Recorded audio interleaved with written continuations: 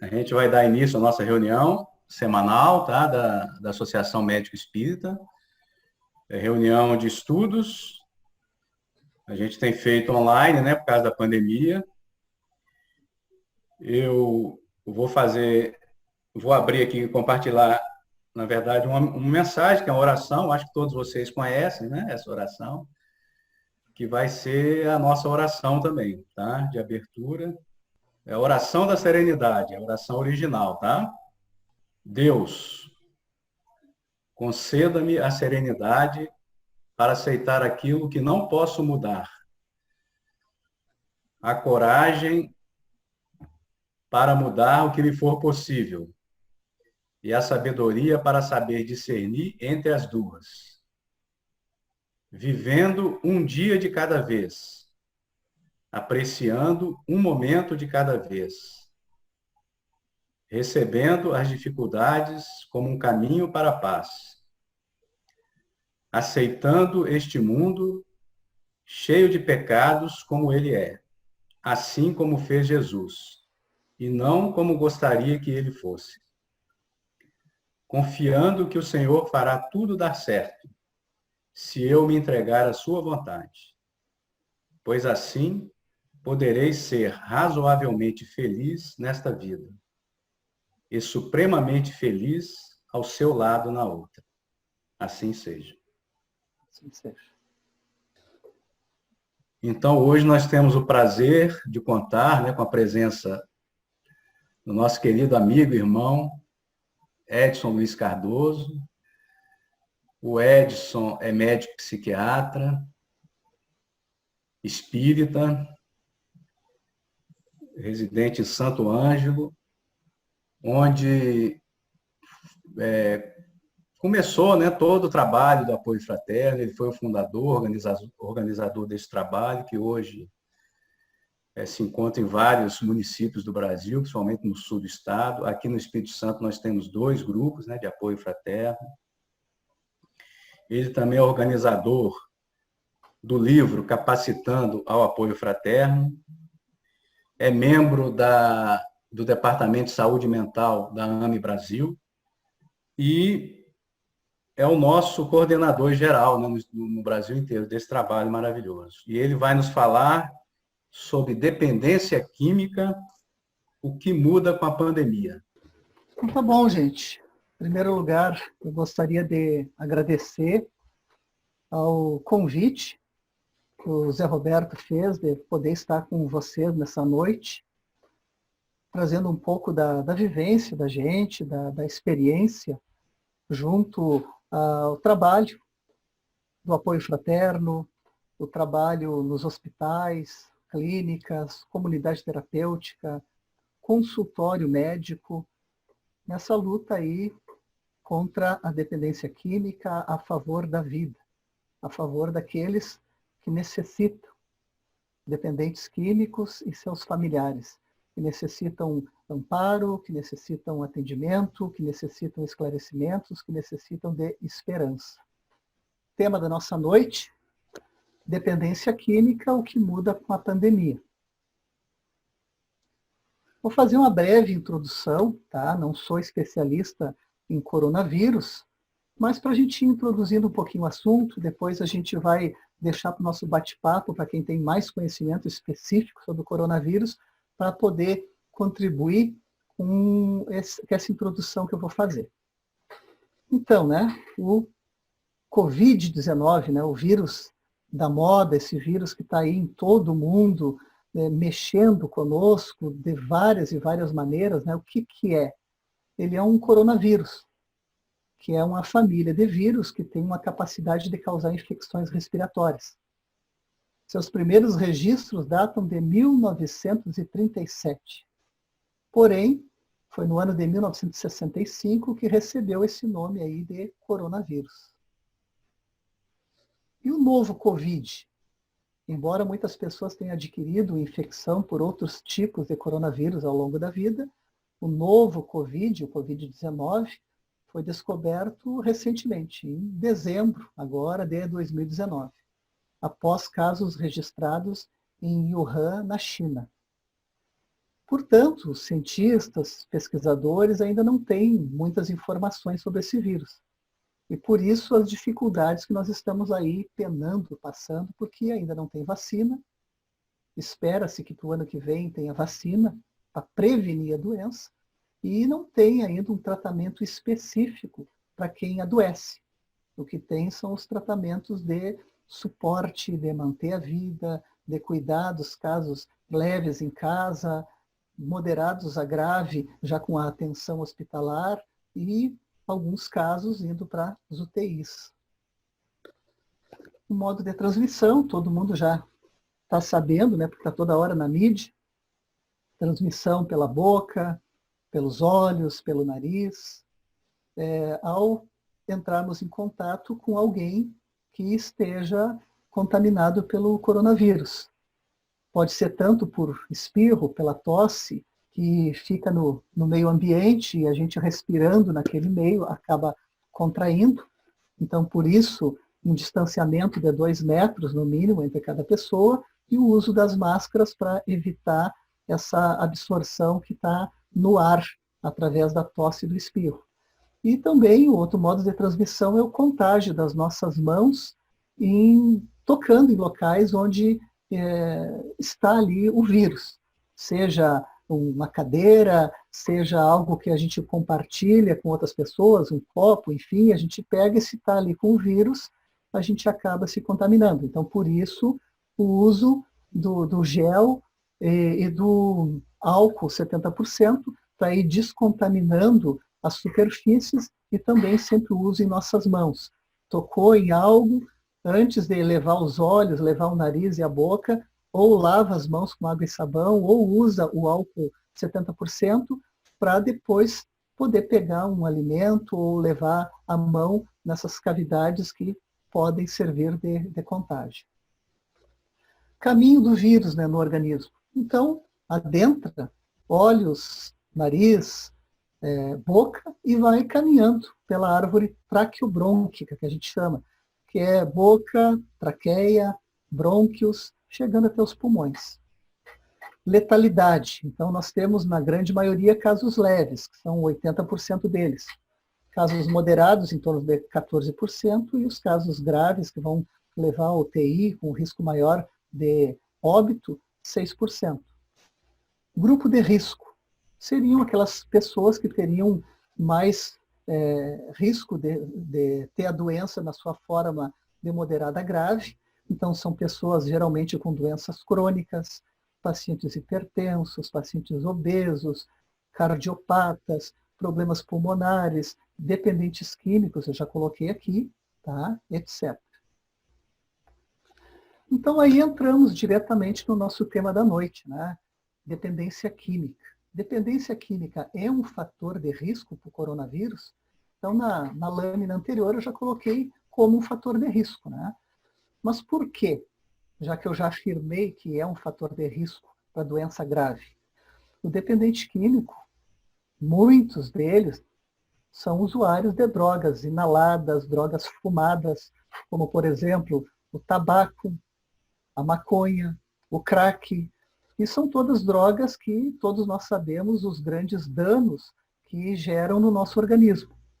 Danos pulmonares, né, levando a bronquites, enfisemas, bronquiectasias, enfim, tudo doenças pulmonares que vão fazendo com que esses pulmões já estejam pulmões doentes, debilitados, e imagina pegar um coronavírus que tem a predileção justamente por esse local aí, claro que a doença vai ser muito mais grave e, portanto, torna o dependente químico como um fator de risco.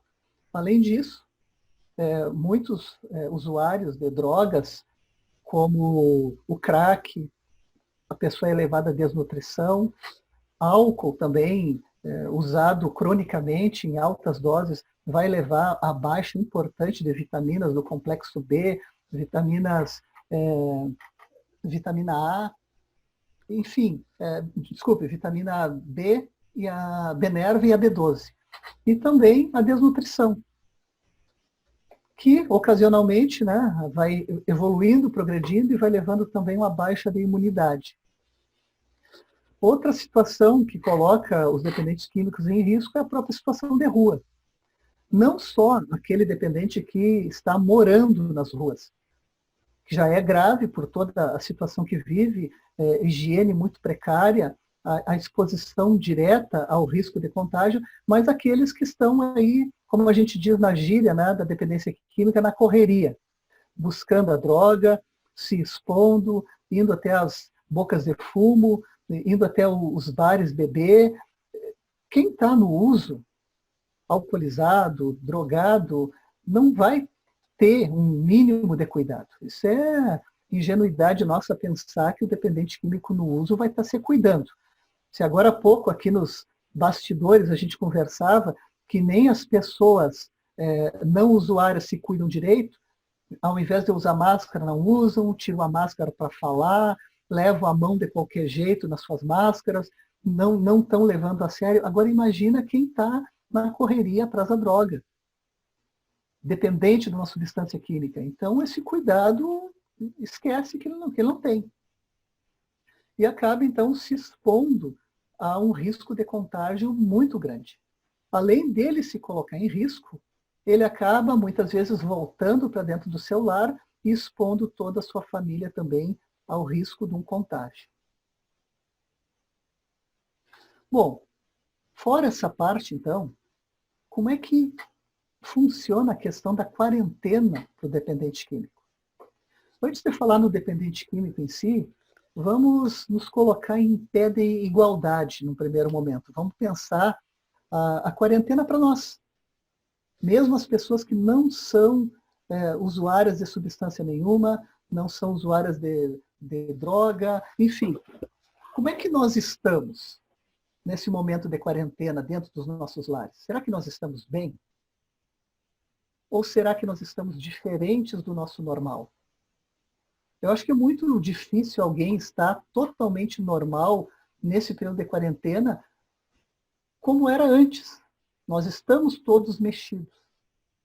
Dentro dos nossos lares, a gente fica inquieto, a gente fica ansioso, a gente se preocupa, a gente não sabe quando que essa quarentena vai terminar, a gente está longe de parentes, longe de amigos.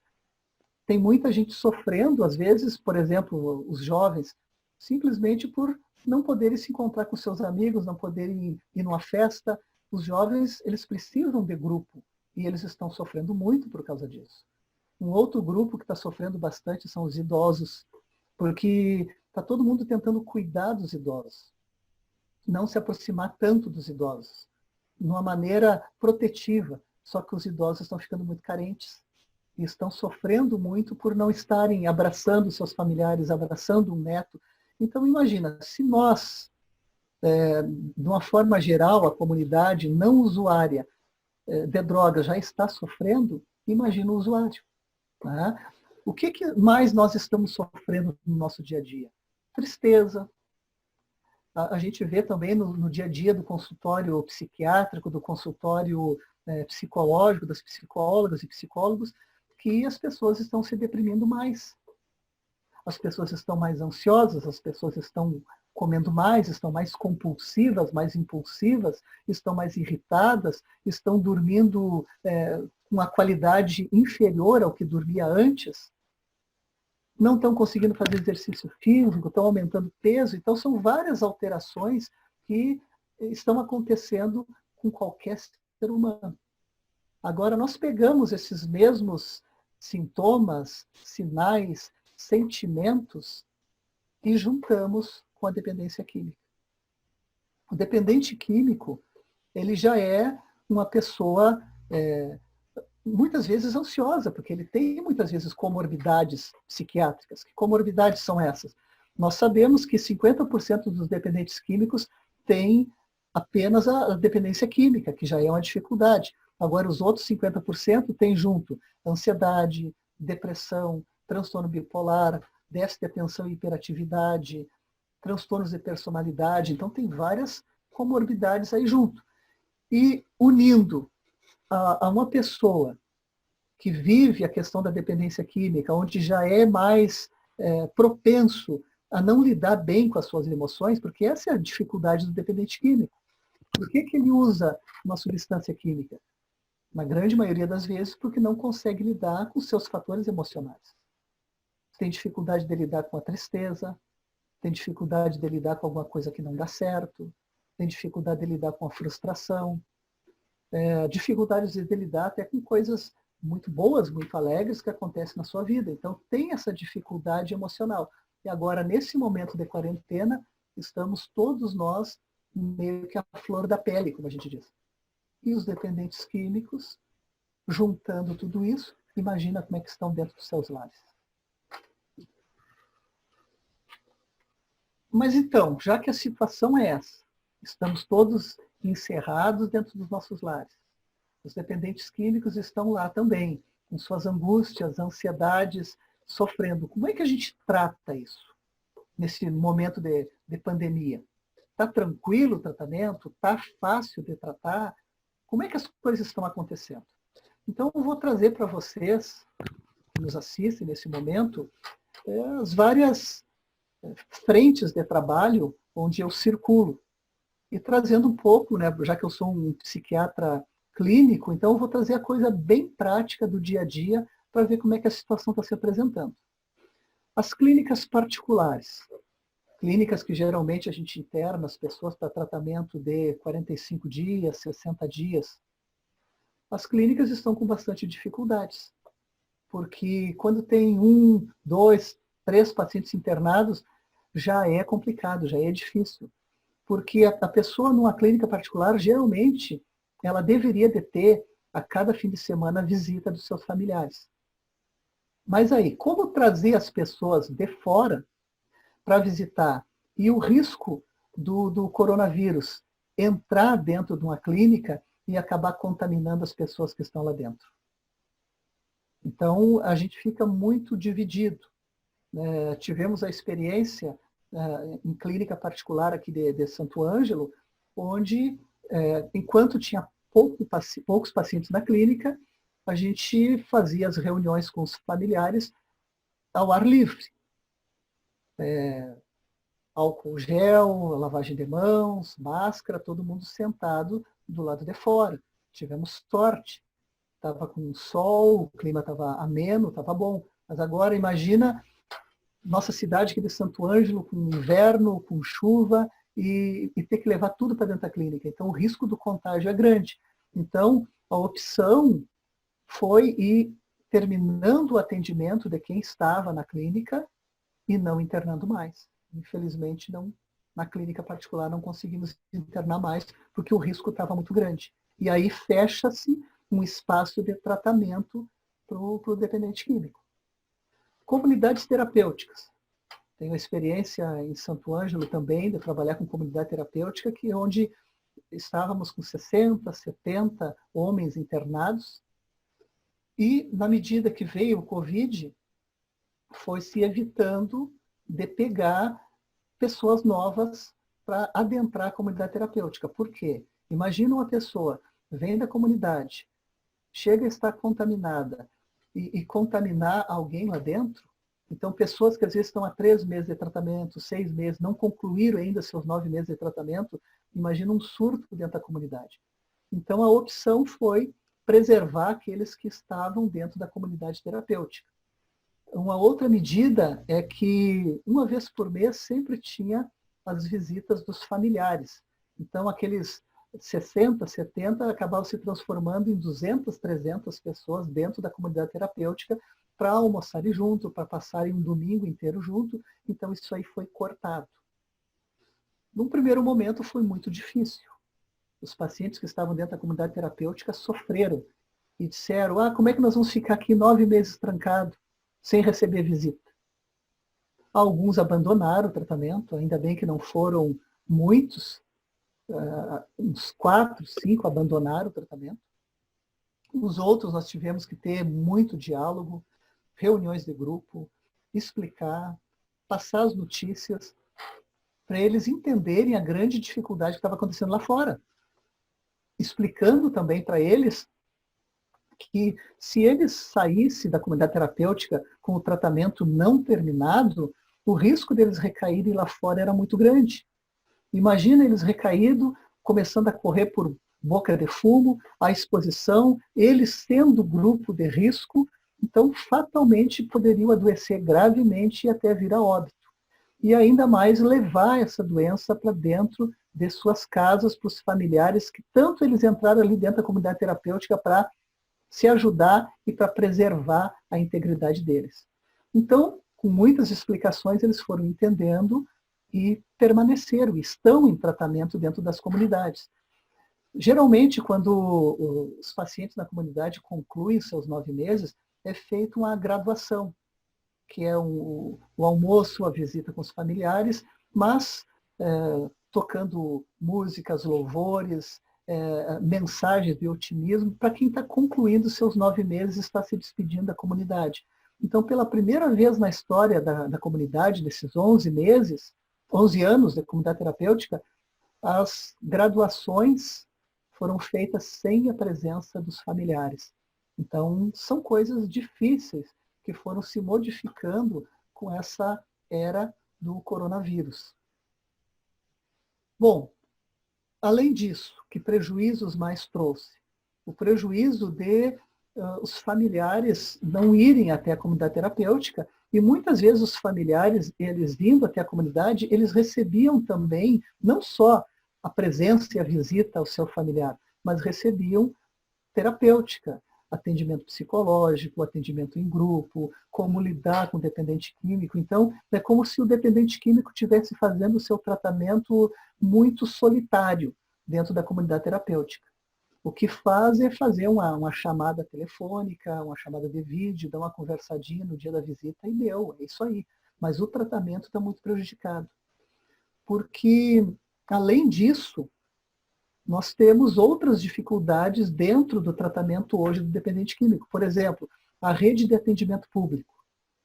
A informação que eu tenho, não sei se é em tudo que é lugar do nosso Brasil aí, mas nós temos a ciência que várias cidades aqui do nosso estado não está tendo um atendimento como tinha antes ao dependente químico e seus familiares. Atendimento nos CAPs AD, está faltando o atendimento, está tudo reduzido, né? Grupos que antes tinha na rede pública de atendimento não está tendo, então está muito precário o atendimento público ao dependente químico nas redes de saúde. Talvez os hospitais são os que menos modificaram essa questão do tratamento da dependência química, porque o hospital vai chegar o paciente grave, vai chegar o paciente que precisa desintoxicar, vai chegar o paciente que está correndo um alto risco, uma internação compulsória, enfim, o hospital, acredito que continua fazendo a sua parte dentro do atendimento aos dependentes químicos.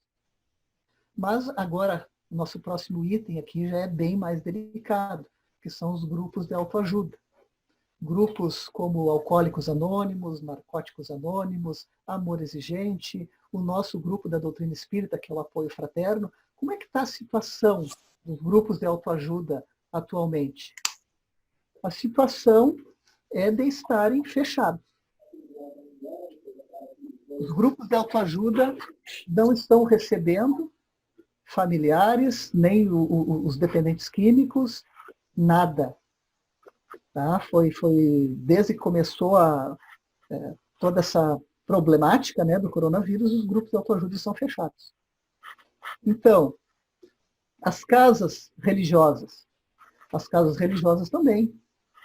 Os grupos de estudo dentro das casas espíritas não estão funcionando presencialmente. A grande maioria estão conseguindo fazer reuniões remotas, né, virtuais. E os consultórios psiquiátricos. Eu acredito que a nível de consultório as coisas estejam acontecendo. No meu consultório psiquiátrico eu continuo atendendo normalmente, né? Tivemos um período, 2 semanas parado, até a gente ir se organizando, ver como é que ia fazer, aprendendo a ter os cuidados necessários. Depois, 2 semanas fui atendendo só urgências e emergências, e depois fui abrindo. Mais 2 semanas só meio turno, e agora o atendimento está normal. tudo com horários agendados, sem acúmulo de gente, não tem ninguém esperando, é todo mundo no seu horário. Só que eu confesso a vocês que a minha forma de atender o dependente químico é uma forma que não me satisfaz. É uma forma na qual eu acabo ficando muito triste. Por quê? Porque nós sabemos que atender um dependente químico hoje não adianta só o consultório psiquiátrico. O psiquiatra é uma única ferramenta de auxílio. Então, lá na minha clínica, nós temos psiquiatras atendendo e os psicólogos. Tudo bem, são duas ferramentas. Mas e os grupos de autoajuda? E as casas religiosas? O que eu ouço no meu dia a dia são os dependentes químicos e os codependentes reclamando a falta do grupo, que estão sentindo não ter mais onde abrir, não ter os irmãos de caminhada para ter o espelhamento, para poder ir falar, estão se sentindo muito sofridos com essa falta. As casas religiosas também, porque muitos, eles não estavam em grupo de estudo, eles iam assistir palestras. E as palestras, elas não estão acontecendo, elas estão acontecendo as lives. Mas para o dependente químico que ainda precisa de um contato mais próximo, isso é bem complicado. Tá? Então, nós estamos aí, contando com a mídia, contando com os meios tecnológicos em geral, para a gente conseguir suprindo da melhor maneira possível a falta que está fazendo para o tratamento adequado da dependência química. A gente diz assim, tratar o dependente químico, além de várias ferramentas, pelo menos as principais, o psiquiatra, psicólogo, grupo de autoajuda e a casa religiosa, é como se nós estivéssemos aí trabalhando com 50% do nosso armamento aí do bem. Né? E é um tripé, a gente diz, para um dependente químico ficar de pé. Oração, trabalho e disciplina. A oração, sem a presença dentro da casa espírita, é difícil. A falta do grupo de autoajuda nem se fala. Porque, segundo os estudos médicos, isoladamente, o que mais ajuda um dependente químico é o grupo de autoajuda. E os grupos estão fechados. Então, gente, já passando o próximo slide, para ir concluindo essa minha fala inicial, eu quero colocar uma questão aqui, né? Que é justamente para nós debatermos, irmos conversando. É um pouco polêmico o que eu vou trazer, mas eu acho que cabe nesse momento. Grupos de autoajuda, como o apoio fraterno, devem permanecer fechados ao auxílio dos dependentes químicos e seus familiares? Ou devem retornar suas atividades, obedecendo os cuidados sugeridos pela OMS, entendendo que se trata de atividade essencial à saúde e vida de muitos seres humanos? Então, o que seria? Como seria isso, né? Obedecer aos cuidados? Num grupo de autoajuda, nós trabalhamos com um grupo de familiares e com um grupo de dependentes químicos. É um grupo que as pessoas se colocam em círculo. E se a gente tivesse um número limitado de pessoas a cada reunião? Tá? Um número onde as pessoas pudessem sentar em círculo com o distanciamento adequado. Todas usando máscara, todas sem estar apertando mão, sem estar abraçando. Com álcool gel para passar nas mãos ali naquele momento, com todos os cuidados. Será que nós deveríamos permanecer fechado ou nós poderíamos voltar a atender? Porque o que eu vejo, assim, sem desmerecer de maneira nenhuma o momento que nós estamos vivendo, que ele é grave, só que a gente não pode olhar simplesmente para uma doença, para uma patologia. Nós temos essa patologia que é a dependência química, que também ceifa vidas diariamente. Quantas e quantas pessoas estão morrendo por cânceres, por cirrose, por hemorragias digestivas, por abstinências graves, por acidentes, quantos lares se desfazendo, quantas agressões, quantos problemas estão acontecendo. Quantas pessoas que querem se manter em pé querem se manter em abstinência às drogas, mas que estão com dificuldade porque não estão tendo um grupo de autoajuda como referência, que ia todas as semanas e agora não está conseguindo ir. Infelizmente, já tive no meu consultório pacientes que, enquanto estavam mantendo todas as ferramentas, médico, psicólogo, grupo de autoajuda e religião, vinham se mantendo bem, em pé. E quando teve esse fechamento dos grupos de autoajuda e das casas religiosas, eles acabaram recaindo. Não foi um nem dois. Isso que a minha casuística é muito pequenina, porque é apenas um médico. Mas agora imagina transportando isso para todos os outros psiquiatras do nosso Brasil, aí, do nosso mundo. Os psicólogos do nosso Brasil, do nosso mundo. Como que é isso aí? Será que nós temos que parar tudo? Ou nós temos que aprender a conviver com o coronavírus, com todos os cuidados, mas entendendo que existem outras doenças gravíssimas aí que precisam ter atenção? Então, queridos, era isso que eu queria trazer nesse primeiro momento.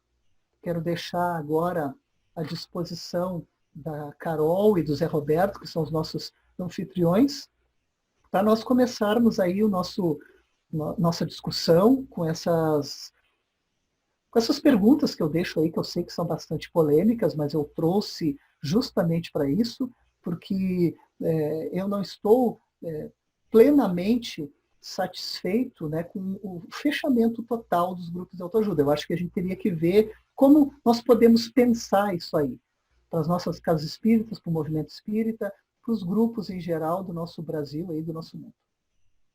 Deixo a palavra à disposição. Eu agradeço aí ao Edson, né, pelas considerações que ele faz, pelos questionamentos, pela sua experiência, né? Tanto na clínica privada quanto no apoio fraterno. E isso é muito importante, esse conhecimento para a gente agora discutir sobre isso, né? Eu deixo aberto para perguntas que podem ser feitas, se a pessoa quiser, né, fazer pergunta ao vivo, ou também se quiser colocar no bate-papo. Eu acho que é um momento, eu acho que tem muitos questionamentos, né, sobre esse assunto, que é um assunto, assim, diante da pandemia, bastante questionado, né, Edson? Assim, qual a melhor atitude? Ninguém sabe realmente, assim, dizer. Inclusive, cada lugar tem sua particularidade, né? A gente tem que ver isso também, né? Eu vou fazer uma pergunta inicial apenas para abrir aí o debate, né, Edson? Vocês aí como psiquiatras aí, vocês têm algum número já de quanto aumentou por exemplo, do alcoolismo, né? Durante essa pandemia, vocês têm alguma estatística sobre isso? Eu não tenho nenhum dado, assim, Zé Roberto, de estatístico, tá? Não saberia te dizer, tá? A nível nem estadual, nem nacional. Eu não sei se, de repente, alguém que está nos assistindo, nos ouvindo tem alguma estatística que possa nos ajudar. Eu, particularmente, eu não tenho essa estatística para dizer se aumentou ou não, pesquisa, eu não tenho visto nada nesse sentido. É porque a gente ouve, né, relatos que está aumentando, né, tanto a violência, né, doméstica, quanto o uso, né, pelo menos do álcool, né, porque as pessoas ficam em casa, né, não tem muitas vezes outras coisas, né, para fazer ou ocupar, muitas vezes não está trabalhando também, e as pessoas acabam abusando mais, né, do uso dessas substâncias, né? Essa época de pandemia, ela dá margem a dois extremos, né? Um dos extremos é justamente terem fechado bares, terem fechado pubs, terem fechado espaços onde as pessoas geralmente buscavam se reunir, beber, usar droga, enfim, esses espaços eles estão fechados, então diminui bastante a oferta, os espaços. Então, por um lado, facilita para algumas pessoas que estão no propósito de se manter sem uso, em pé. Para essa pessoa que está bem focada no seu tratamento, isso facilita, porque não tem uma oferta maior de espaços para isso. mas em contrário a isso, né, as pessoas estão sofrendo mais, estão muitas vezes se desentendendo muito mais dentro dos seus lares. A gente tem visto no dia a dia de consultório médico mais desentendimentos entre pais e filhos, infelizmente, desentendimentos entre casais, separações. Um índice que eu ouvi há pouco tempo é que aumentou em 30% os divórcios, agora nesse período da era Covid. Então, né, com esse aumento de divórcio, o que está acontecendo? Obviamente que são mais desavenças, mais desentendimentos. E a gente sabe que as desavenças vão facilitando a busca de algo que alivia as pessoas, né? Então, no caso do dependente químico, é fumar mais, buscar mais a maconha, buscar mais o álcool, a droga. Então, a tendência seria isso, seria aumentar, nesses casos, das pessoas que não estão em abstinência e que estão sofrendo mais dentro dos seus lares. Seria dentro de uma lógica. Eu não tenho estudo agora em mãos para confirmar algo que é um pensamento da gente, né? Que é algo empírico. Mas, se alguém tiver para nos ajudar... O pessoal está aberto para perguntas. Quem quiser perguntar pode acionar a mãozinha. Eu vou fazer uma perguntinha aqui. Até a gente está bastante preocupado ali naquela parte final que o Edson colocou ali, quanto ao atendimento, né? Como é que a gente poderia voltar, Edson, nesse atendimento com números limitados de pessoas e não ferindo aquelas que não puderem adentrar na reunião? Como é que nós lidaria com esse problema aí? A pessoa que está buscando o nosso grupo novamente não ficar, digamos, rejeitada, vocês estão desistindo do grupo, como é que nós poderíamos fazer essa parte para as pessoas adentrarem as reuniões, né? Eu acho que com clareza, viu, Estácio?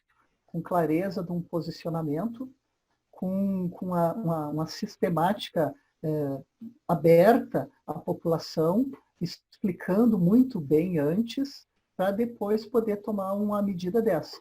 Nós temos um pequeno exemplo aqui da nossa live nesse momento, né?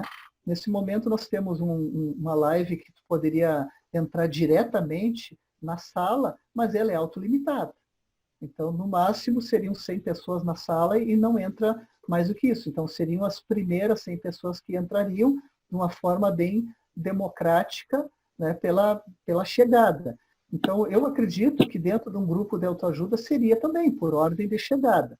Tá? Como outros locais, às vezes nós temos palestras públicas dentro do movimento espírita, às vezes com palestrantes renomados, né? Onde tu tem um espaço e aquele espaço é autolimitado. Vai pegar uma palestra do Divaldo num ginásio que não é muito grande, é óbvio que vai lotar e vai faltar espaço para as pessoas. Então, algumas pessoas vão ficar de fora. Então, seria por uma ordem de chegada, de limitação de espaço, de acordo com a segurança do distanciamento adequado para o coronavírus. Obrigado. Osmar, levantou a mão aí. Osmar. Não, eu só queria conversar um pouco sobre a pergunta que o Sr. Edson fez, né? Que o Sr. Edson fez para nesse momento, seria interessante fechar essas casas. Bom, nós estamos no Espírito Santo, né? Tem algum tempo que eu estou fora desse trabalho, eu fui diretor de escolas. E a gente teve muita dificuldade, na minha época, de encontrar espaços de atendimento para as crianças da escola para o tratamento. Eu acredito que ainda hoje se tem grandes dificuldades de espaços para o atendimento. Se nós entendermos que esse é um problema de saúde, os hospitais estão trabalhando. Se é saúde, por que não essas casas estarem abertas para esse atendimento? Porque, além do vício, né, além da situação psíquica da criatura, tem todo esse problema de reclusão, né, nas suas casas. Eu acho que isso está agravaria muito mais a situação desse indivíduo. Então, com os devidos cuidados, como nos hospitais, né, em outras esferas de atendimento público, talvez pudesse realmente não fechar essas casas. Eu acho que o momento agora é crucial para essas criaturas que são viciadas. Osmar, eu agradeço as tuas colocações e eu acredito também nessa linha. E o que eu penso é que nós fechamos, né, as casas espíritas de uma forma geral. E foram mantidos os grupos de estudo, enfim, algumas palestras, mas tudo de forma remota. Só que o que eu estou trazendo para questionamento é justamente isso, porque a gente consegue pensar num momento muito importante do coronavírus e de fechar, por exemplo, o estudo, né, de fechar a evangelização nesse momento, tudo aquilo que é preventivo. Então, acho que só aí já diminui imensamente o fluxo dentro das casas espíritas. Só que o nosso trabalho do apoio fraterno, que são grupos de autoajuda, ele é um trabalho técnico, é um trabalho que ele não é apenas preventivo, ele é de atenção a doentes da dependência química, a pessoas em estado grave. O grupo de autoajuda é uma ferramenta que ela é reconhecida pela classe médica, pelas pessoas da área da psiquiatria, e com estudos, inclusive, científicos, mostrando a grande importância dos grupos de autoajuda no auxílio, até na manutenção dos tratamentos psiquiátricos, uma melhor adesão a tratamentos, melhores resultados nos tratamentos, quando os grupos de autoajuda estão junto no tratamento de um dependente químico. Então, a ideia é justamente essa, de nós discutirmos e entendermos que o apoio fraterno é um trabalho diferenciado dentro da casa espírita por causa dessa particularidade. E que é um trabalho que ele é direcionado pela Associação Médico Espírita do Brasil, onde são pessoas técnicas, pessoas da área médica, da área científica, que controlam esse trabalho. Tá? E que seria de responsabilidade técnica ter todo o cuidado para que pudesse, de uma forma segura, pensar numa forma de voltar a assistir pessoas que realmente estão em grande sofrimento. Eu concordo com o que tu está trazendo, Osmar. Muito obrigado. Ana. Boa noite, Edson. Que bom ter você aqui com a gente. Boa noite, querida. Olha, eu queria trazer algumas observações, até de certa forma um olhar de contraponto. Eu milito na área das doenças crônicas, né, como nefrologista, e realmente a sua angústia também é minha angústia, no sentido de que os nefropatas, os diabéticos, os hipertensos estão realmente desassistidos. Mas eu não posso deixar de pensar na nossa realidade, pelo menos eu falo de Espírito Santo, e essa semana mesmo eu estive no hospital público, que eu trabalhei até janeiro, durante 26 anos, e tenho notícias dos hospitais privados, em que a realidade é a seguinte: tudo foi direcionado para atendimento de pessoas portadoras do Covid, né, a doença infecciosa. Então, na verdade, os hospitais estão funcionando de uma forma diferente. O número de leitos direcionados para outras patologias são mínimas, pelas características da doença.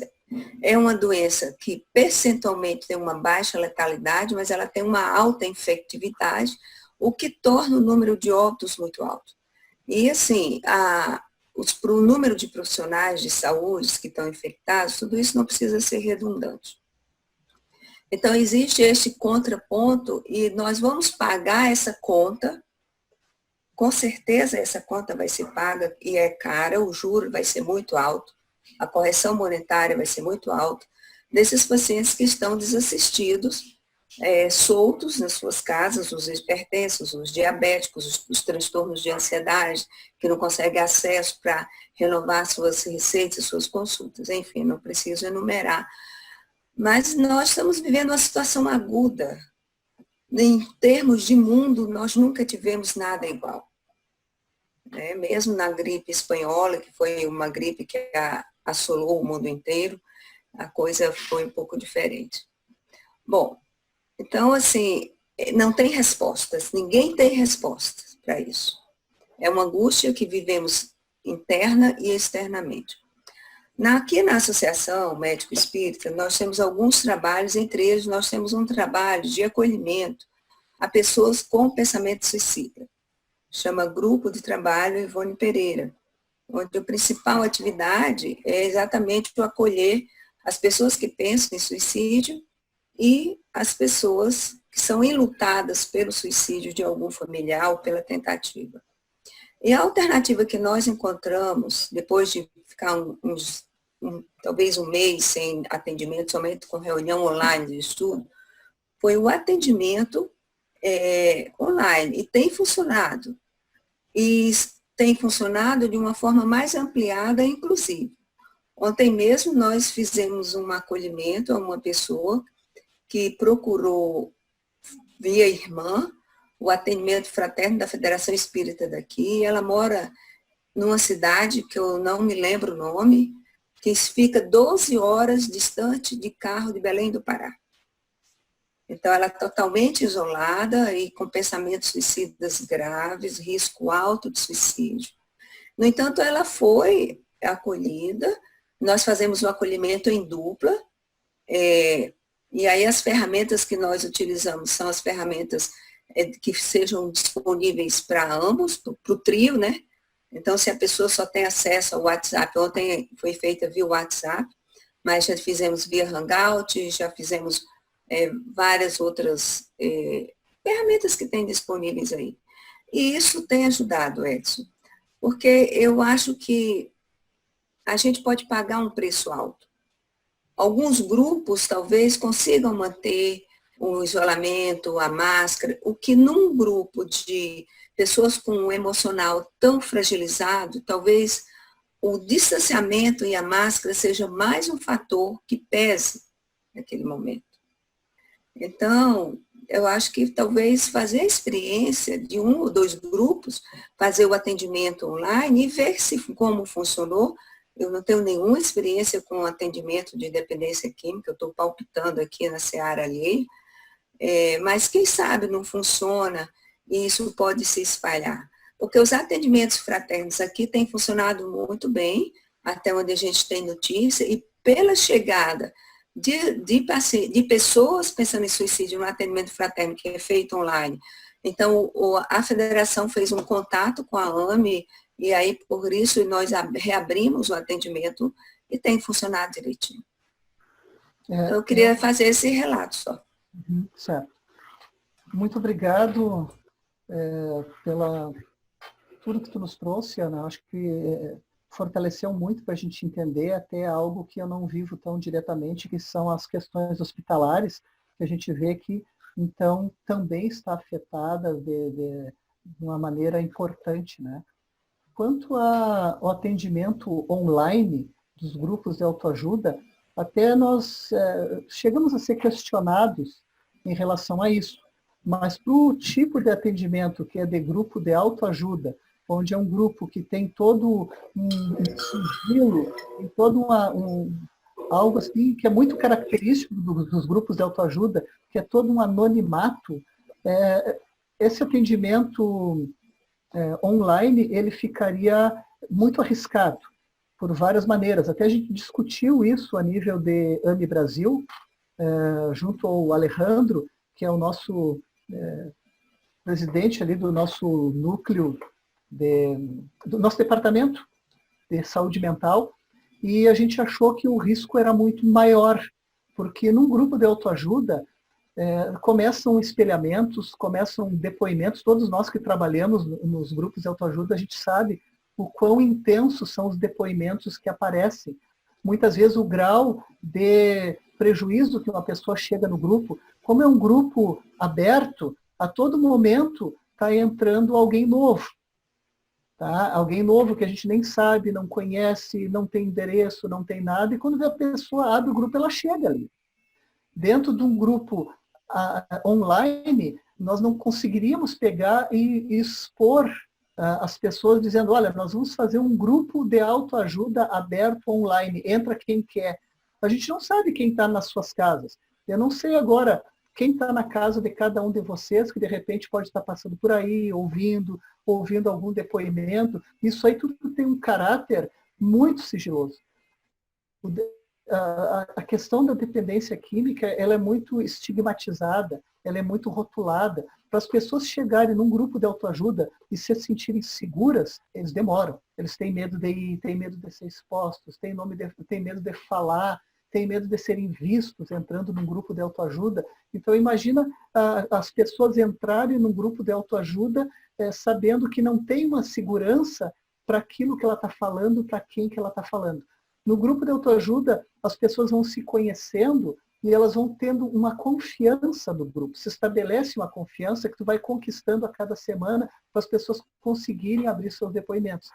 Além disso, uma outra questão é uma pessoa passar mal diante de um depoimento que falou ou que ouviu. E a gente, dentro de uma sala virtual, não poder dar o acolhimento necessário, adequado para essa pessoa que, de repente, tem uma crise no meio de um grupo. Então, isso são coisas muito difíceis, onde a gente achou, com certeza, assim, que não deveríamos fazer esse tipo de trabalho online.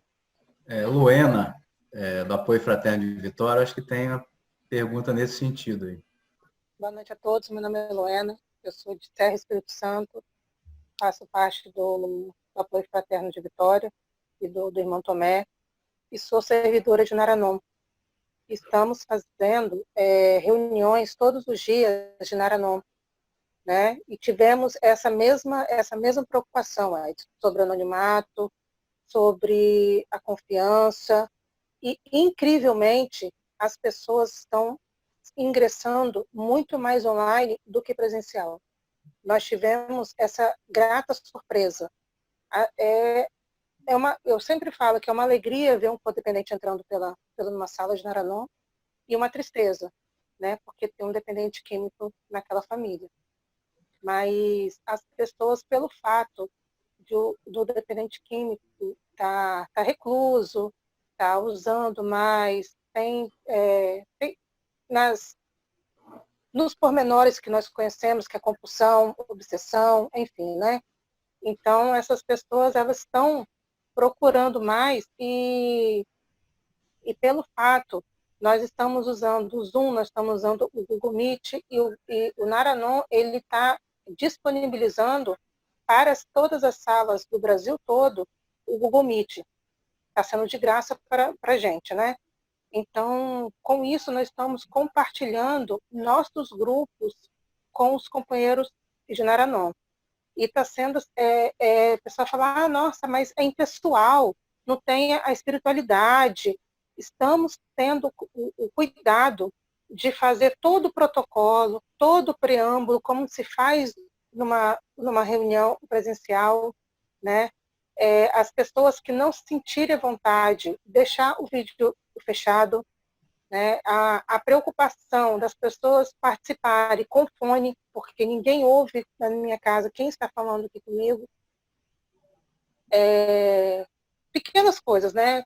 Está no quarto, se estiver no escritório, fecha a porta, porque nós temos esse anonimato. Nós temos as duas tradições, né? A 11ª e a 12ª tradição fala do anonimato. E o anonimato, por ser um programa de honestidade, o anonimato começa por mim. Eu tenho que ser honesta comigo para os meus próximos companheiros, né? Então, e eu percebi que as salas online, essa ajuda, né, está sendo muito boa para todos os companheiros.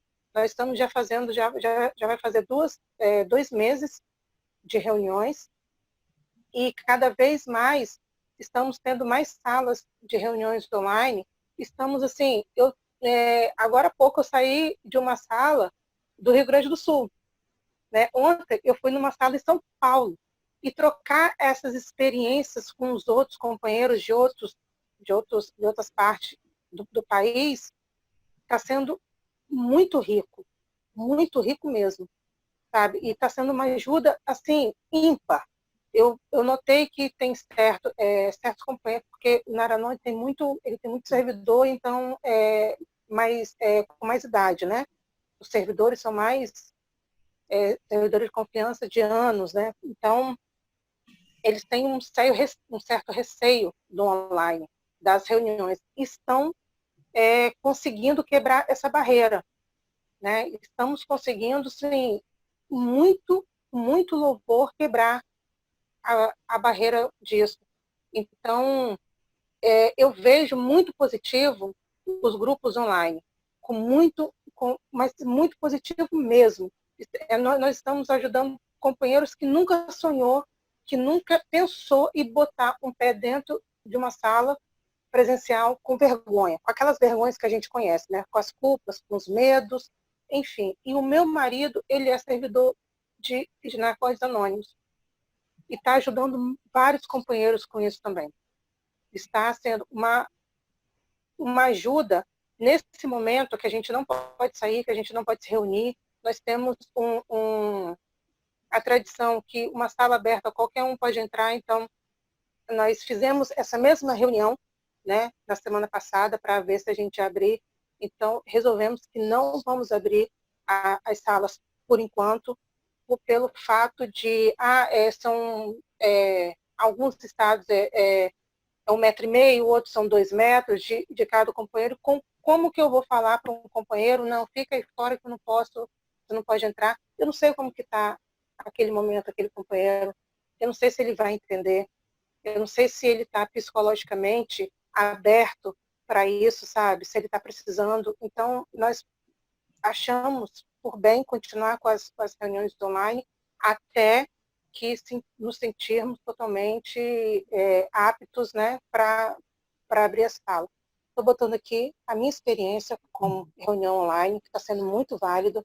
Nós estamos nos ajudando muito mesmo. Tem companheiros que falavam, eu ouço falas de não 100%, mas 99,9%, que se não tivesse uma reunião online hoje, ele não saberia como estaria hoje psicologicamente, né? Obrigada por todos terem me ouvido. Eu que agradeço a tua participação e eu entendo assim que é algo muito particular também de cada grupo, sabe? Porque nós temos diferenças muito importantes em cada grupo que a gente tem que levar em conta. Que diferenças seriam essas? Tu pega Alcoólicos Anônimos, Narcóticos Anônimos, que foi o caso que a colega trouxe. Eles são grupos ecumênicos. E dentro desses grupos ecumênicos, eles não estão ligados como nós estamos ligados a uma doutrina. Nós estamos ligados à doutrina espírita. Então, como é que um grupo de autoajuda é visto dentro da doutrina espírita? É visto como algo muito novo, é visto como algo ainda amedrontador, é visto como algo ainda desafiador. Nós, o Grupo Apoio Fraterno, embora nós tenhamos uma caminhada aí de 17 anos de existência, e como foi dito na introdução da nossa live, nós estamos difundindo pelo Brasil, mas nós somos talvez o grupo mais jovem de autoajuda dentro do nosso Brasil. E a gente vem conquistando espaços com um pensamento muito preocupado em fazer um trabalho que tenha segurança, não que não tenha segurança o que o Naranon está fazendo. Não é isso aí. Só que Naranon ele está muito mais solidificado. E por não ter que responder diretamente a uma entidade maior, como é a FEB, como é um movimento espírita como um todo, a gente vê a realidade. Nós funcionamos, os grupos, geralmente, né, dentro de uma casa espírita. E a casa espírita, ela tem ainda muitos medos e ressalvas, simplesmente pelo fato de nós recebermos um dependente químico dentro da casa espírita. Então, já tem medos. Agora, imagina a gente fazer algo que, de repente, nós não consigamos lidar direito, né? e trazer algum problema. Então, às vezes, isso pode ser voltar contra um trabalho que ainda é jovem. Tá? Então, por isso, assim, eu fico muito contente por estar funcionando e funcionando bem para o Naranon. Eu acho que tenho certeza, nós somos grupos co-irmãos. Então, nós, Apoio Fraterno, podemos, claro que sim, referenciar para esse momento de pandemia os grupos Naranon. Né? Ver depois com a Luena como é que faz endereços e tudo, ver com o Zé Roberto, ver com o nosso pessoal da AME Espírito Santo, que nós possamos encaminhar todos os que estão nos assistindo nesse momento para aqueles que quiserem terem acesso às reuniões virtuais dos grupos Naranon. Porque no dia a dia nós já fazemos isso, né? Uma pessoa que frequenta o Grupo Apoio Fraterno, ela também frequenta outros grupos. Frequenta Narcóticos Anônimos, frequenta Alcoólicos Anônimos, porque somos co-irmãos. A dependência química é todos os dias. Então, às vezes, nós temos na nossa casa espírita um dia que funciona o apoio fraterno. Só que, e como é que é os outros dias da semana? Então, a gente está sempre informando. Tem grupo em tal local da cidade, tem grupo tal dia. Se possível, a gente informa grupo todos os dias. Então, eu acho que isso é muito importante, essa abertura que nós temos através do Narcóticos Anônimos, de poder referenciar esses grupos para, nesse momento de pandemia, estar funcionando. A gente do Apoio Fraterno, nós temos ainda uma caminhada muito longa pela frente, de autoafirmação, de segurança. Nós estamos tendo reuniões virtuais, sim, a nível de Brasil, mas entre os voluntários dos grupos Apoio Fraterno. Nós continuamos estudando, continuamos trocando, estamos fazendo as nossas lives, mas ainda sem condições técnicas de segurança e principalmente de compreensão. Porque se chega a dar qualquer dificuldade, qualquer problema numa sala, nós ainda não temos um apoio para que aconteceu um problema, aconteceu, mas o nosso trabalho como Apoio Fraterno, por ser jovem, não ser desacreditado e combatido por causa disso. Obrigada, Edson. Tassiana. Então, boa noite, Edson. Boa noite. Eu queria estar compartilhando um pouco do que a Ana Catarina colocou. Eu participo também do Grupo Ivone, no atendimento às pessoas com ideação suicida. Enquanto psicóloga, eu não tinha tanta experiência no atendimento online. E eu posso te dizer, você está fazendo presencial, aqui nós estamos fazendo atendimento online pela questão sanitária do que nós estamos vivendo mesmo no nosso estado, né? E assim, reforçar talvez uma ideia e contribuindo e dando pitaco, como a Ana falou, mas aqui é um espaço de reflexão que você nos convidou a fazer. Talvez, porque o que nós tínhamos pensado inicialmente para o Grupo Ivone seria um grupo dos pacientes, então seria uma reunião pelo Zoom, então uma reunião virtual, mas fechada, né? E isso depois acabou não acontecendo dessa maneira. Então, nós temos feito os atendimentos como a Ana já descreveu. Mas vocês tendo grupos já onde esse vínculo está estabelecido, será que a ideia de fazer uma reunião fechada do Zoom, fechada assim, daquele grupo, então o link só seria enviado para aquelas pessoas, não seria uma maneira deles estarem tendo um espaço de voz e de escuta, né? E de suporte, sim, afetivo, porque é um recurso que vem se mostrando muito eficiente. Eu tenho me surpreendido, pelo contrário, eu tenho conseguido intervenções com nível de profundidade, às vezes maior do que no próprio atendimento presencial para alguns pacientes. É lógico que aí entram o momento, as especificidades de cada um, mas que tem tido um efeito terapêutico muito grande. Então, talvez vocês avaliarem essa possibilidade, onde não seria quebrado o sigilo, seria o Zoom. Tem paciente meu que, pela questão do sigilo, vai fazer a sessão no carro. Tem alguns pacientes que fazem a sessão terapêutica dentro do carro, pela questão do sigilo. Então, assim, as pessoas acabam encontrando uma maneira de se preservarem. Então, só estimulando essa possibilidade de talvez vocês repensarem, experimentarem, é só uma sugestão que eu gostaria de estar trazendo aqui. Certo. Obrigada. Eu agradeço muito a tua contribuição e a experiência. E o que acontece assim em relação a grupo de autoajuda? Nós temos, dentro, né, das modalidades grupais, grupos de atendimento com essa característica que tu trouxe, Tassiana, e que realmente funciona e funciona muito bem, que são os grupos fechados, onde a gente trabalha como grupo terapeuta, e geralmente com um número reduzido de pessoas, tecnicamente com um número de 8 a 12 pessoas no máximo, que é o que funcionaria melhor. Mas essa é uma característica de grupo. Já os grupos de autoajuda, a característica é totalmente diferente, porque eles não são grupos fechados. A própria o que caracteriza um grupo de autoajuda é ele ser aberto.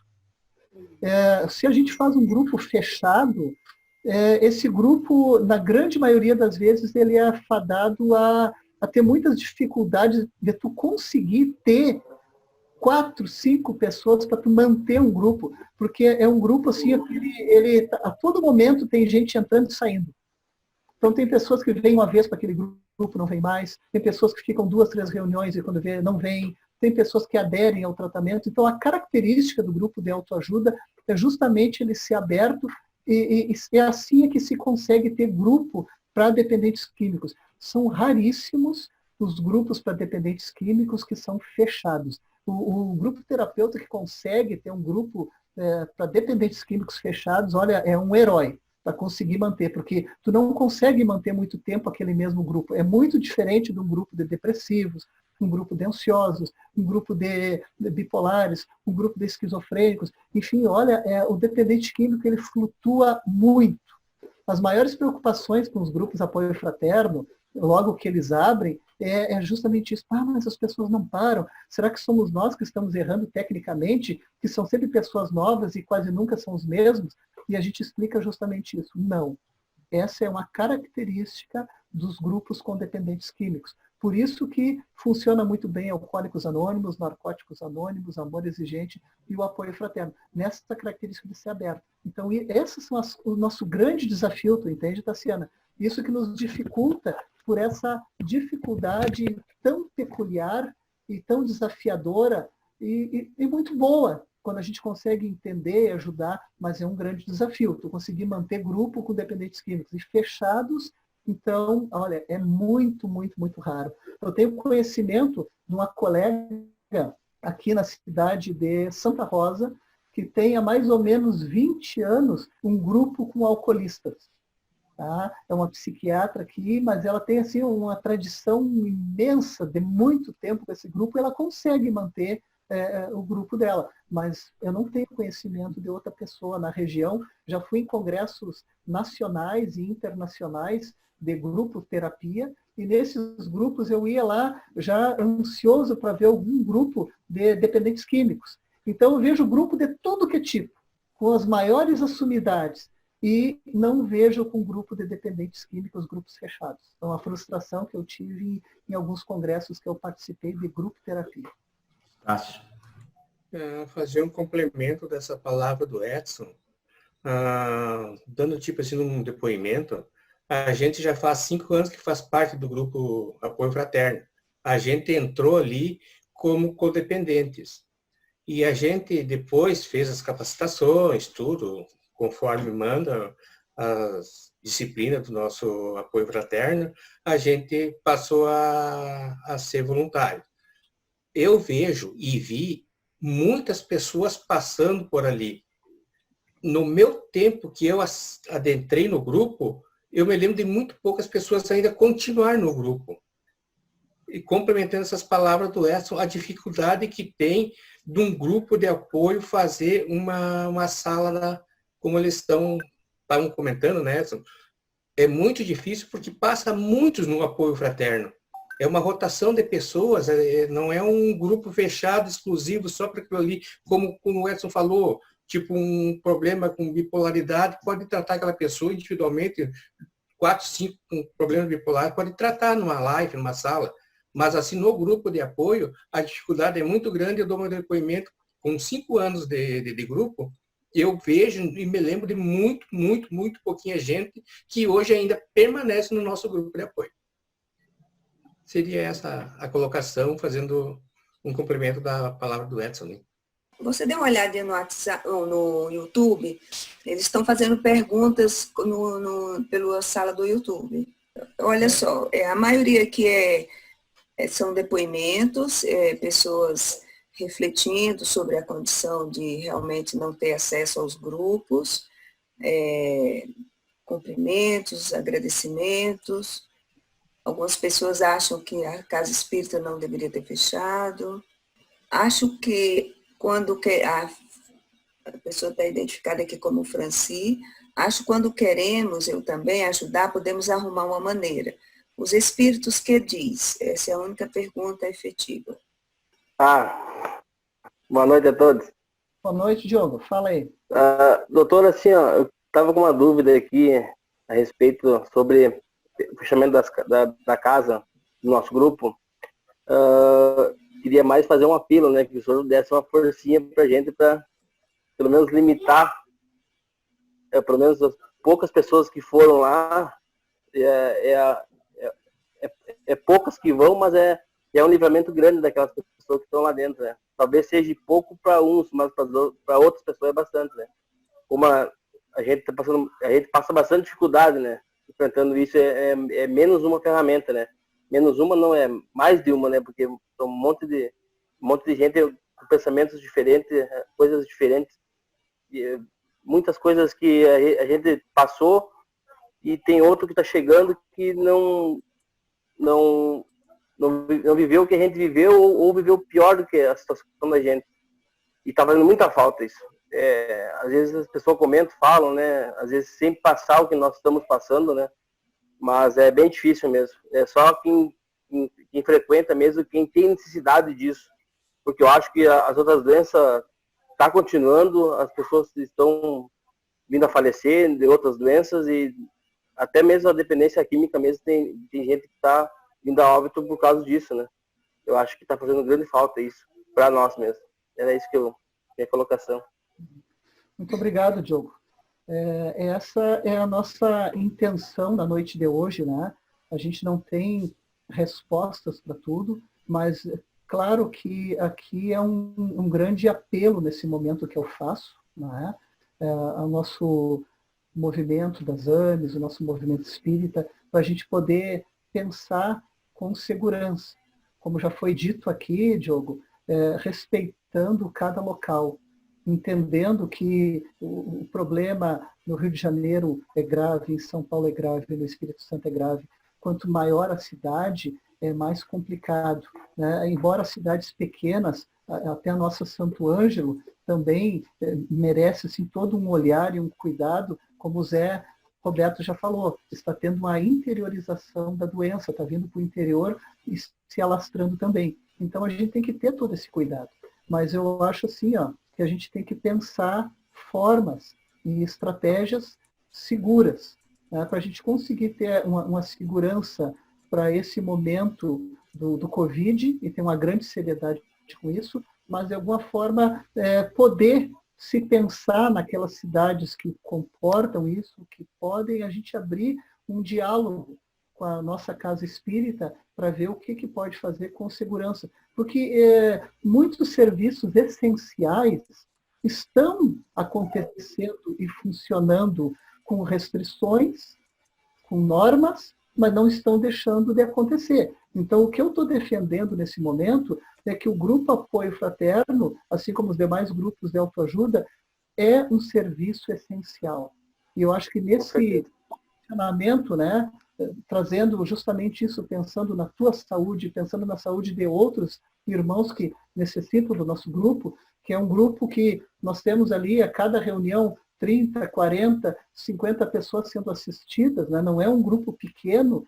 Então, a gente quer, sim, ter um pensamento como serviço essencial e que a gente possa pensar em atendimento com segurança em relação ao Covid, mas que a gente possa, de alguma maneira, pensar em trabalhar.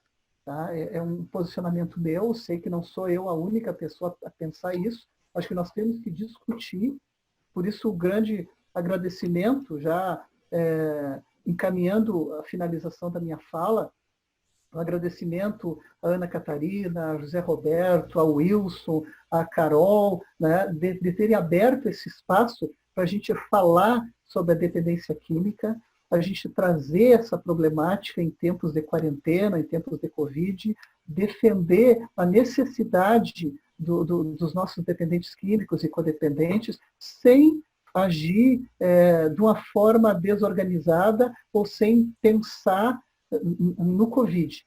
A gente vai pensar sim, mas eu acho que a gente tem que pensar uma estratégia segura, porque trata-se não apenas de uma prevenção, e sim de um serviço essencial onde vidas humanas aí estão necessitando. Então, eu gostaria de deixar mais uma vez meu abraço, agradecendo a todos que nos assistiram nessa live, a todos que perguntaram, que trouxeram suas experiências, que questionaram. Com certeza foi muito válido, eu estou me sentindo muito feliz pelas informações que eu tive, pelos esses outros olhares que cada um trouxe, tá, que me fez eu pensar muita coisa, questionar, embora tendo um posicionamento muito firme, que eu sempre tenho, mas eu com certeza eu fiquei muito aberto para tudo que foi trazido pelos grupos de Naranon, enfim, para cada pessoa que participou. Meu muito obrigado, eu saí enriquecido dessa reunião e espero que a gente continue buscando alternativas. Temos as nossas lives do Grupo Apoio Fraterno, né, Zé Roberto? Todas as segundas-feiras aí, segunda-feira que vem estamos com a nossa live de novo, às 19h30, falando sobre o Grupo Apoio Fraterno, sobre dependência química e dentro do nosso departamento, com os grupos Apoio Fraterno, vamos continuar, viu, Diogo? Eu prometo isso, discutindo as nossas possibilidades com seriedade e responsabilidade para a gente ver. Porque já disse um especialista aqui no nosso estado, né, que o Covid ele vai muito longe ainda. Infelizmente, ele vai longe. Né? Aqui no sul, com o inverno gaúcho, que é complicado, a tendência é nós irmos, com certeza, até o fim do ano aí com o Covid. Talvez no ano que vem venha a vacina e venha a cura, enfim, só que nós vamos ter que aprender a conviver com segurança, mas ainda com o Covid. Deixa eu falar para o Marcos, que entra em contato com você, Marcos que se inscreveu, desculpa aí se eu interromper, que se inscreveu ali no YouTube, para entrar em contato com o Dr. José Roberto, que coordena o Apoio Fraterno aqui no Espírito Santo, através das redes sociais da Associação Médica Espírita. Você pode se contactar e o Dr. José Roberto vai entrar em contato com você, tá bem? Desculpa aí, Zé. Pronto. Então, a gente agradece porque, na verdade, foi quase uma mesa redonda, né? Não foi nem uma palestra, não foi... E isso é importante, porque eu acho que a gente cresce com isso. Porque essa pandemia, ela tem nos ensinado muito, né? Porque a gente, muitas vezes, programa uma coisa inicialmente que vai fazer e muda tudo, né? Como a Tassiana falou aí, né? E é importante, Edson, a gente estar aberto justamente para esses exemplos, né, de outros grupos, né, que estão funcionando. Então, a gente tem que realmente discutir a melhor maneira, né, porque não tem aqui, por exemplo, nossa realidade, condição nenhuma da gente voltar nesse momento, porque além das salas serem pequenas, né, você não consegue dar esse espaçamento e é difícil você escolher quem vai participar ou não, entendeu? Quem vai ser atendido, é uma coisa meio difícil. Mas, assim, a gente fica muito preocupado com o que está acontecendo com os nossos assistidos, né? Então, eu acho assim que a gente, vocês aí que estão no comando do Departamento de Saúde Mental e do Apoio Fraterno, acho que tem que realmente juntar, discutir, ver uma forma, talvez, diferente, quebrar um pouco, até pelo menos temporariamente, né, o que vem sendo feito para a gente tentar ajudar. Eu sinto esse anseio também de fazer mais, entendeu? Porque a gente está se instrumentalizando como, né, voluntários, mas os nossos assistidos, eles estão, né, soltos aí, né? Então, Por isso eu acho, né, Zé, que ficou uma coisa muito positiva da nossa live hoje, que foi essa participação de membros do Narcóticos Anônimos, falando da possibilidade de reuniões com os Narcóticos Anônimos via online. Então fica a dica. Quero que todos que nos assistiram aí possam divulgar para quem necessite, precise, que existe a possibilidade de uma sala de reuniões online e que participem. Tá? E da minha parte, como coordenador do Grupo Apoio Fraterno, é levar ao meu chefe de departamento, que é o Alejandro, voltar a discutirmos e tentar uma forma de, respeitando cada cidade, respeitando cada casa, porque a nossa casa, por exemplo, é uma casa que tem um espaço físico grande. Então, nós poderíamos organizar com um número que não ficasse tudo aglomerado de pessoas, a gente poderia reunir, só que a gente necessita de uma compreensão, em primeiro lugar, de nós mesmos, dos nossos grupos Apoio Fraterno, que entendam que a gente está buscando um caminho, que é entender como um serviço essencial e poder trabalhar, né, sabendo que a gente está fazendo com responsabilidade, primeiro é se entender entre nós grupos e nos apoiarmos, e depois a gente vê isso, como é que fica essa discussão com as casas espíritas, porque não é simplesmente a gente querer, não é simplesmente a gente, como o braço técnico dentro do movimento espírita, entender que possa ser feito, mas existe também o movimento espírita como um todo também, para nos ouvir e ver dentro da casa espírita se eles entendem isso e se eles aceitam, já que todos os trabalhos dentro das casas espíritas estão acontecendo de forma remota. Então, são discussões que a gente vai procurar levantar da minha parte, isso, a minha obrigação é essa, levantar os questionamentos e tentar chegar naquilo que é melhor para todo mundo. muito bom. Então, agradeço a presença de todos, foi muito bom a participação de todos. Na próxima quarta-feira vamos dar continuidade, né, à nossa reunião pública e depois nós vamos divulgar, né, o tema, o palestrante, e essa palestra, ela, a partir de amanhã, ela já vai estar no YouTube para acesso, tá, para todos. Então, vocês podem divulgar para quem não pôde estar aqui ao vivo presente. Tchau, tchau, amigos. Uma boa noite a todos. Boa noite Obrigado a todos. pela presença. Boa noite. Boa noite. Muito Abraço, obrigado a Edson. todos.